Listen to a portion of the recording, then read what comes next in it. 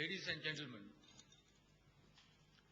an accurate assessment of threat posed by the LTT and meticulous evaluation of the engineer requirement on the battlefield pave the way to formulate an engineer plan to accomplish mobility whilst countering the enemy mobility to provide much needed support for successful completion of humanitarian operations.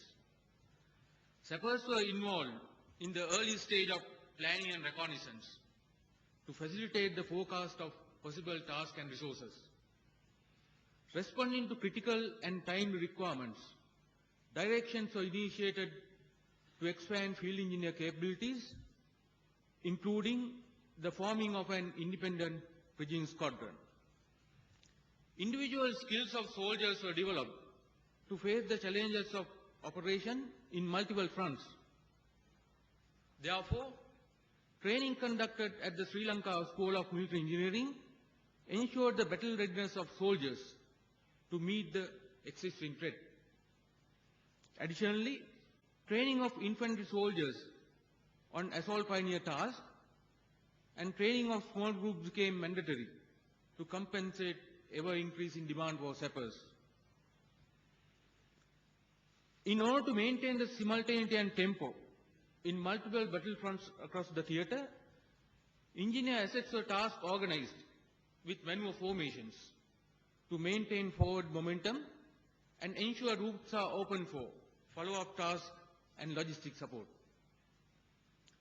The threat posed by the LTT in all theatres, including the population centres in the southern part of the country, was the utilization of deadly lethality of explosives to maximum possible degree to cause destruction to human lives and property. The mines and IEDs, coupled with destructive innovations, were among the most effective armament in the LTT arsenal. Well-positioned and strongly fortified LTT positions were heavily infested with mines and booby traps, which were laid without any pattern and disregarding the law of armed conflict. Basically, following a trial and error rule, sappers learned fast and promptly innovated counter techniques such as improvised Bangalore torpedoes to create gaps to attack LTT defences.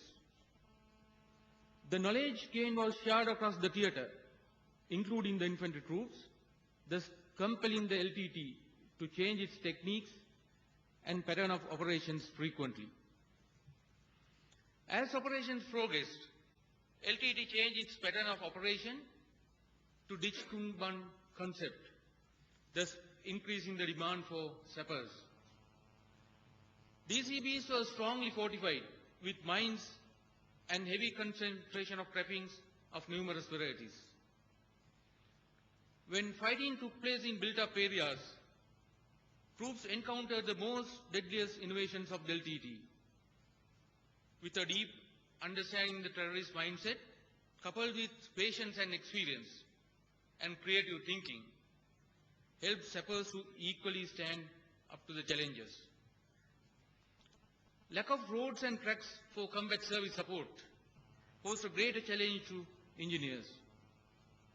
Earth-moving machinery was allotted to maneuvering formations with mobile repair teams to improve lines of communications.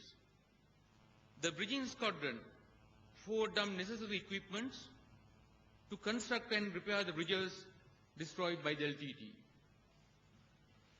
In support of armour, mechanized infantry and artillery, sappers constructed elevated firing positions, gun positions close to the baselines using earth-moving machinery, at times adopting deception measures to overcome the limitation of noise. Whilst humanitarian operations were in progress, bomb disposal teams attached to the field formations in population centres worked tirelessly to avoid human catastrophes caused by LTT IEDs and suicide bombers. Meanwhile, island-wide awareness programs were conducted for the public in workplaces, schools, etc., and also through the electronic and print media. Ladies and gentlemen, in next few slides, I would like to share some lessons learned during humanitarian operations. Firstly, learn and adapt. Sappers function in a climate of a learning organization across all theatres. Field commanders firmly stressed on bottom-up learning, on ever-changing pattern of operations of the LTT, and the knowledge gained in the learning was promptly used to adapt new tactics and techniques. Training provided to infantry assault pioneers and small groups paid dividends, and realistic training greatly increased the efficiency. The next lesson is learn faster than enemy. Rapidly changing situations in the battlefield demand us as sappers to learn faster. Though the fighting cadres of the LTT was academically less qualified, their power of innovation was as good as any professional military force.